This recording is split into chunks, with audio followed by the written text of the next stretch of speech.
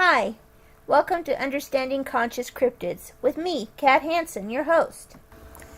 Hello everyone, welcome to Understanding Conscious Cryptids with me, Kat Hansen, your host. You know, I get a lot of requests for different cryptids, but the one that I still haven't really spoken that much about are the orbs. Now, a lot of people don't know about them, and a lot of people do. So I'm going to kind of clear up the air here a little bit. Orbs, or orblings, or watchers, or eyes of Gaia, as you would have them, make up about 90% of the orbs that you're going to see on this planet are made from Gaia herself. Now, some people don't know who Gaia is. If you're new to my lessons, she is the intelligence that resides within this earth. I know that's a hard one to wrap your brain around, but it's the truth. When our universe was created, every planet was given an intelligence within it. It was locked in it so that they could be part of the creative force for designing the creatures and beings and living things that went onto this planet. Now, I've been in contact with Gaia since I was about 2 years old. Or so I've been told anyway by the elders. Apparently I was helping my mother plant some bulbs and eating the strawberries while she was doing that. And I guess I started digging in the dirt, and I turned around and told her that the lady in the dirt wanted more water.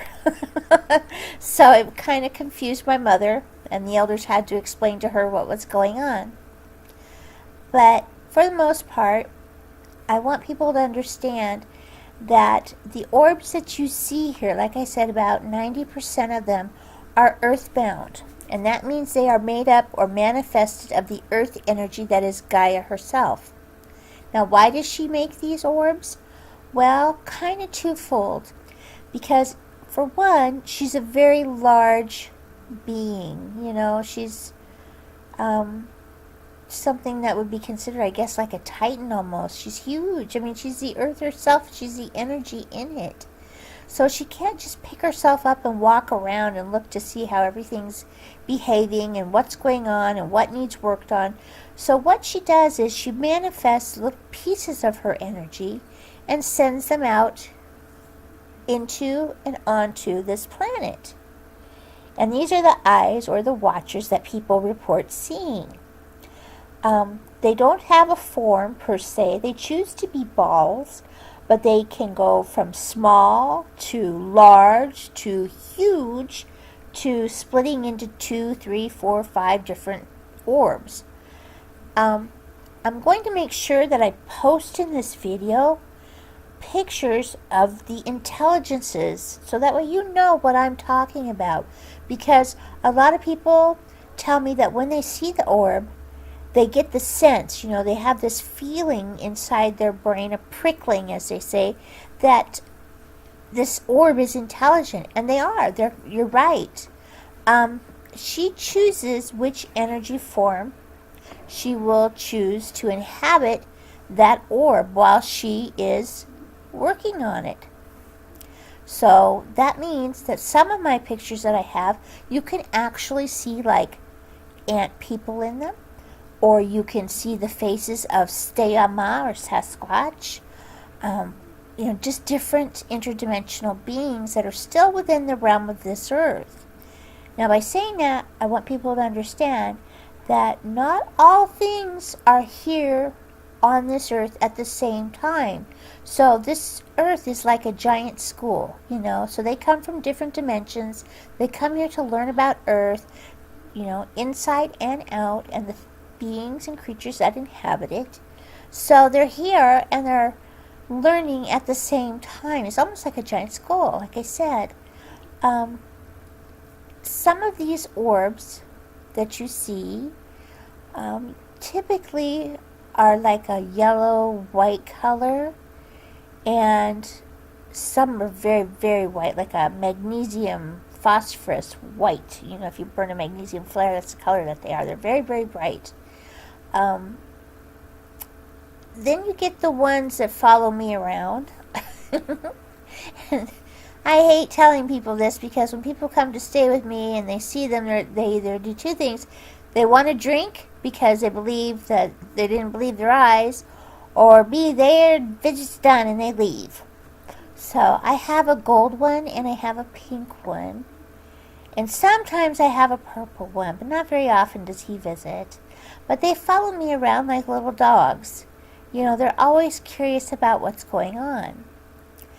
And I want people to understand that they're very intelligent, very curious, because you got to remember, they belong to her. They're a piece of Gaia. So she wants to know what's going on, and she sends them out, and she just, everyday information to her, what I'm doing, food consumption, cleaning the house, doing the yard work, anything, the dog's being let out, the cat's being let out, just things that she sees me doing, and she takes notice of them, and it makes her happy. Some of the other orbs that you see that are here aren't always friendly. So I really want to stress that. If you see a blood red orb that, is floating there, you need to be a little concerned. I really don't want you to touch it. Don't try to touch them, please, because these guys are from a different realm and they're not so nice. Okay? I have some people that have seen like a blue, like a neon blue. These guys have been known to actually zap and follow people. So I want, there again, people to be careful. These guys are hyper intelligent. So just look at it this way. When you're communicating with them, you're actually communicating with Gaia. Yeah, that's kind of a hard one to wrap your brain around, that you're actually talking to the planet itself. Amazing, huh? The eyes of Gaia that the Native Americans refer to, or the Watchers, whatever you want to call them, these guys are specifically put into the woods as informants for the Steyama, for the Sasquatch people. They actually do like a patrol, through the forests and things, and they inform them because they're in constant contact with Gaia, and she's in constant contact with Steyama and all living things, of the forest realm and wild realm. They inform her immediately if someone appears in the forest that is out there to harm or capture or, just do general mischief to the Steyama people, or other beings that are there.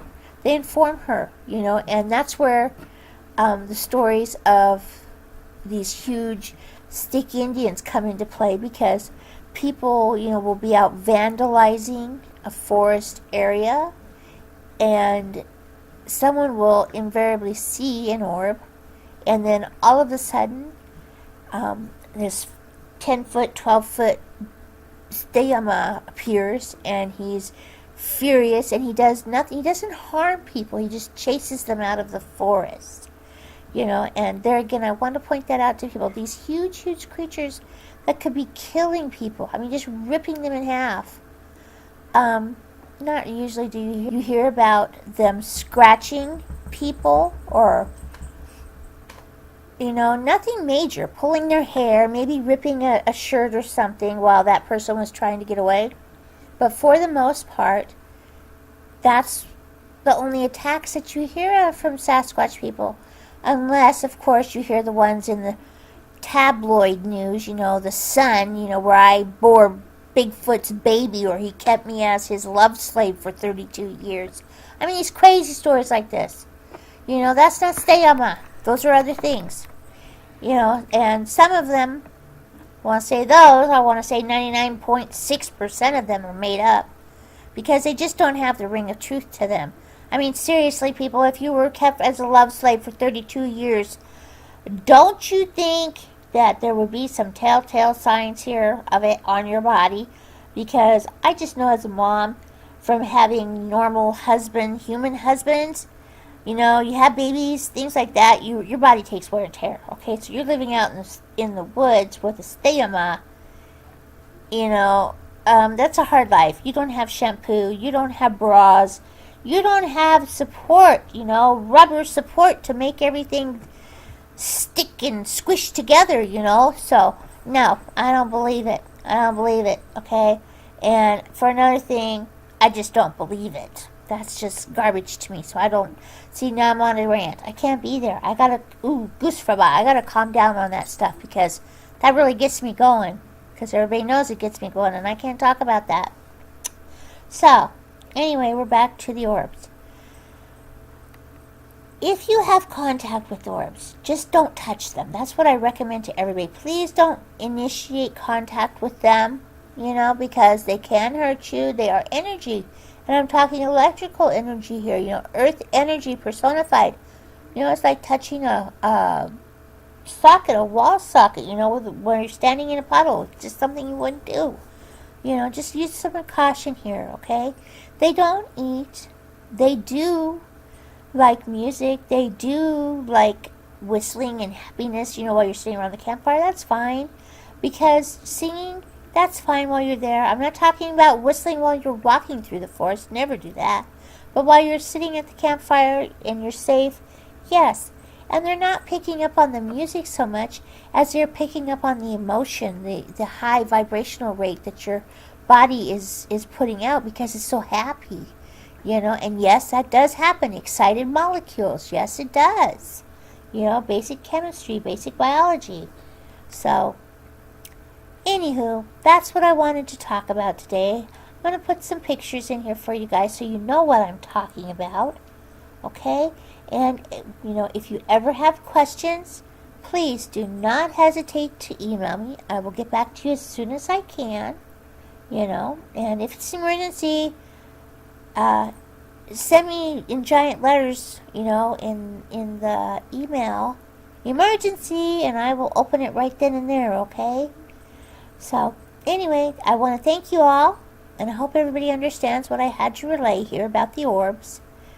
And I think I'm going to do a next video on probably the medical chi. So if anyone's familiar with that, I hope you tune in. In the meantime, everyone stay safe, and I hope you all have a wonderful week ahead. Thanks for listening. Bye.